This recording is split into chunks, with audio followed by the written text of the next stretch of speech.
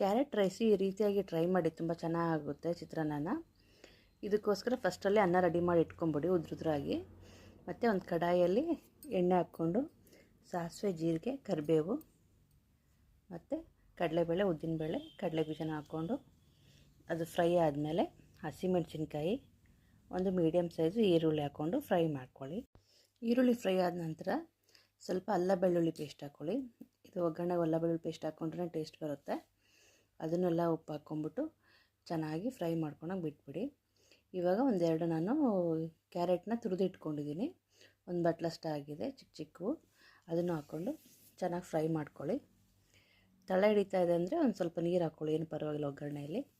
ಇವಾಗ ಅನ್ನನೂ ರೆಡಿಯಾಗಿದೆ ನೋಡಿ. ಇದಕ್ಕೆ ಒಂದು ನಿಂಬೆಹಣ್ಣು ಇಟ್ಕೊಳ್ತಾ ಇದ್ದೀನಿ ನಾನು. ಬಿಳಿ ಅನ್ನಕ್ಕೆ ನಿಂಬೆಹಣ್ಣು ಇಟ್ಕೊಂಡು ಮಿಕ್ಸ್ ಮಾಡಿ ಇಟ್ಕೊಂಬಿಡಿ.